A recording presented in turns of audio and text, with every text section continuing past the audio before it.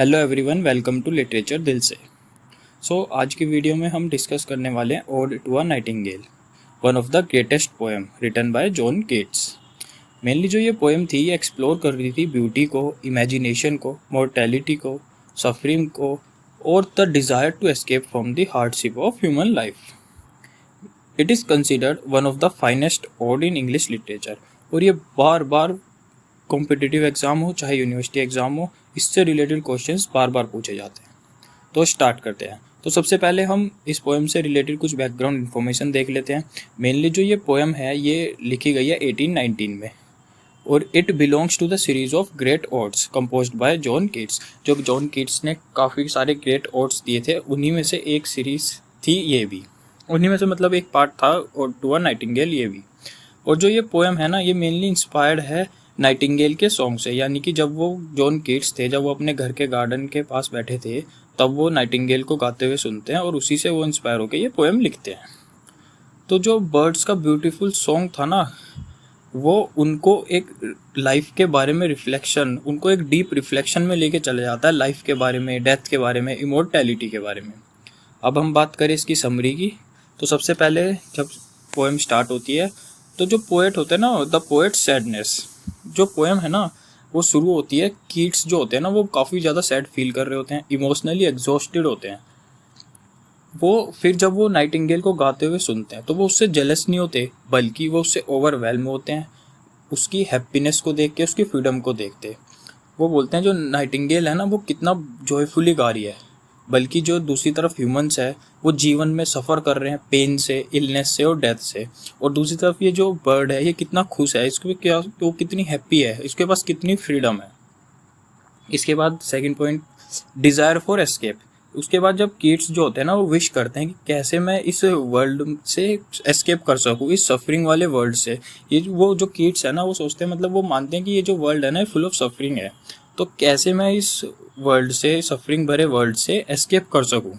तो वो सोचते हैं, तो सबसे पहले वो सोचते हैं कि मैं वाइन का सहारा ले सकता हूँ। मेनली वो बोलते हैं कि वाइन से मैं इस वर्ल्ड से एस्केप कर सकता हूँ, बट नहीं, बट लेटर जो है वो इस चीज़ को रिजेक्ट कर देते हैं और फिर वो चूज़ करता है इमेजिनेशन को। वो इमेजिनेशन को चूज़ करते हैं कि मैं इमेजिनेशन की हेल्प से इस वर्ल्ड से, सफरिंग वाले वर्ल्ड से एस्केप कर सकता हूँ।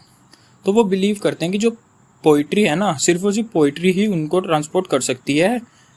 कहाँ पे? उस नाइटिंगेल के वर्ल्ड में, जो कि वो हैप्पी वाला वर्ल्ड था, वो फ्रीडम वाला वर्ल्ड था। तो वो पोइट्री की मदद से उस वर्ल्ड में जा सकते हैं। इसके बाद आगे चलते हैं तो जर्नी थ्रू इमेजिनेशन। तो यूजिंग इमेजिनेशन, इमेजिनेशन को यूज़ करते हैं जो कीट है ना वो नाइटिंगेल के उस आइडियल वर्ल्ड को ज्वाइन कर लेते हैं। उसके बाद जो पोएट होते हैं, वही जॉन कीट्स जो होते हैं, वो एक्सपीरियंस करते हैं ब्यूटी को, पीस को, बियॉन्ड ऑर्डिनरी ह्यूमन एक्सिस्टेंस। जो नाइटिंगेल का सॉन्ग था ना वो appears eternal untouched by human suffering. वो ऐसा लगता था जैसे कि जो वो गा रही है ना वो मतलब उसका जो सॉन्ग है वो टच ही नहीं हुआ ह्यूमन सफरिंग से, यानी कि वो ह्यूमन सफरिंग से काफ़ी दूर था, वो बिल्कुल बढ़िया इटर्नल था। उसके बाद बात करते हैं मेडिटेशन ऑन डेथ। जब वो उसका बर्ड का सॉन्ग सुन रहे थे कीट, तो वो सोचते हैं डेथ के बारे में और वो फील करते हैं ऐसा कि इस गाने को सुनते सुनते अगर डेथ आ जाए तो इससे ब्यूटीफुल क्या ही चीज़ होगी। उनको लगता था जो नाइटिंगेल का जो म्यूज़िक है ना वो कंटिन्यू रहने वाला है फॉर एवर, वो हमेशा कंटिन्यू रहने वाला है। वो रियलाइज़ करते थे कि जो ह्यूमन लाइफ है ना ये टेम्परेरी है, पर जो ये बर्ड का सॉन्ग है ना ये सिम्बलाइज करता है इमोर्टैलिटी को। उसके बाद रिटर्न टू रियलिटी। तो लास्ट में आते हुए जो नाइटिंगेल जो है वो फ्लाइज अवे, वो उड़ के चली जाती है और जो सॉन्ग होता है वो ग्रेजुअली फेड्स कर जाता है। और जो पोएट है ना वो रिटर्न वापस आ जाते हैं रियल वर्ल्ड में। वो उस आइडियल नाइटिंगेल वर्ल्ड से अब वो रियल वर्ल्ड में वापस आ जाते हैं।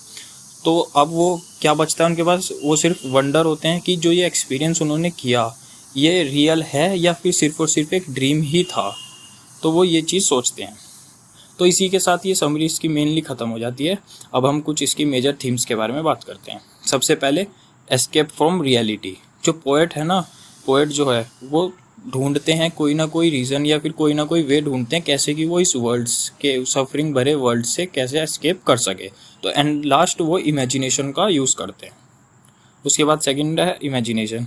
इमेजिनेशन जो है ना वो अलाउ करती है पोएट को टू ट्रांसेंड ऑर्डिनरी लाइफ। उसके बाद मोर्टेलिटी।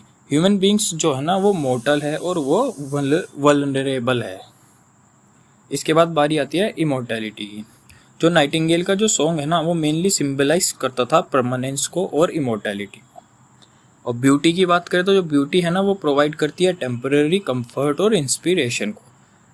अब अगर हम सिंबोलिज्म की बात करें तो सबसे पहले नाइटिंगेल जो है वो मेनली रिप्रेजेंट कर रही थी इमोर्टैलिटी को, ब्यूटी को और आर्टिस्टिक इंस्पिरेशन को। उसके बाद वाइन, अब वहाँ पे वाइन का जिक्र हुआ था, वो वाइन क्या रिप्रेजेंट कर रही थी? वो वाइन जो रिप्रेजेंट कर रही थी mainly temporary escape from reality. वो एक टेम्पररी वे था कि हाँ हम सफरिंग में है, रियलिटी में है, इस प्रॉब्लम्स में है, तो वाइन का सहारा लेकर उससे अलग मतलब उसको एस्केप कर सकते हैं, बट वो सिर्फ और सिर्फ एक टेम्पररी वे था, परमानेंट नहीं। उसके बाद आती है पोइट्री एंड इमेजिनेशन की बात। जो पोइट्री एंड इमेजिनेशन थी ना ये रिप्रेजेंट करती थी स्पिरिचुअल एस्केप को और क्रिएटिव पावर को। डार्कनेस की बात करें तो डार्कनेस रिप्रेजेंट कर रहा था वहाँ पे मिस्ट्री को और अनसर्टेनिटी को। अब कुछ लिटरेरी फीचर्स के बारे में देख लेते हैं। सबसे पहले ओड। मेनली जो ओड होती है ना एक लिरिकल पोएम होती है एक्सप्रेसिंग डीप इमोशन और रिफ्लेक्शन, जिसके अंदर डीप इमोशंस होते हैं और रिफ्लेक्शंस होते हैं। अब बारी आती है रोमांटिसिज्म की। मेनली रोमांटिज्म जो होता है वो फोकस करता है इमोशंस पे, इमेजिनेशन पे और इंडिविजुअल पर्सनल जो एक्सपीरियंसेस होते हैं उनके ऊपर। इमेजरी की बात करें तो रिच सेंसरी डिस्क्रिप्शंस होते हैं। सिंबोलिज्म की बात करें तो जो ऑब्जेक्ट्स होते हैं ना वो कैरी करते हैं डीपर मीनिंग्स को। म्यूजिकल क्वालिटी देखें तो जो पोएम है वो मेलोडियस थी और एक लिरिकल रिदम थी उसके अंदर। अब इम्पोर्टेंट कुछ कोटेशंस देखते हैं। सबसे पहले my heart aches and a drowsy numbness pains, यानी कि इसका मीनिंग क्या हुआ? इसका मीनिंग मेनली यही हुआ जो पोएट थे वो फील कर रहे थे काफ़ी सैडनेस थे और उनको ऐसा लग रहा था कि जैसे काफ़ी ज़्यादा इमोशनल बर्डन हो उनके ऊपर। Second, thou was not born for death immortal bird, meaning the nightingale जो थी ना वो सिंबलाइज कर रही थी इमोर्टैलिटी को। अब कुछ इंपॉर्टेंट एग्जाम फैक्ट्स देख लेते हैं। ऑथर जॉन कीट्स है। कब लिखी गई? 1819 में। टाइप क्या था? ओड थी, एक रोमांटिक पोएम थी। Theme of mortality and immortality. Nightingale जो थी वो रिप्रेजेंट कर रही थी सिंबल ऑफ इमोर्टैलिटी को और इमेजिनेशन एज एस्केप। अब कुछ क्वेश्चंस देख लेते हैं जो बार बार पूछे जाते हैं। सबसे पहले who wrote ode to a nightingale, ये आपको पता ही है, जैसे अभी बताया जॉन कीट्स की है। कब? 1819 में। What does the nightingale symbolize? Immortality and artistic beauty को। And what is central theme? वो है escape from reality through imagination. अब क्रिटिकल अप्रिसिएशन देख लेते हैं। मेनली जो ये ओड टू अ नाइटिंगेल थी ना ये one of the finest achievement थी रोमांटिक पोइट्री की। ये पोएम ब्यूटीफुली एक्सप्लोर करती थी conflict between temporary human life और इटर्नल आर्टिस्टिक ब्यूटी। अब थ्रू इमेजिनेशन और सिंबोलिज्म जो कीट्स थे ना वो प्रेजेंट कर रहे थे profound reflections on life, death and creativity.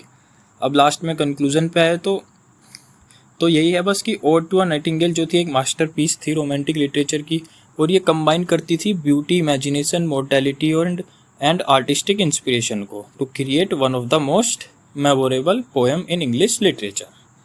Thank you.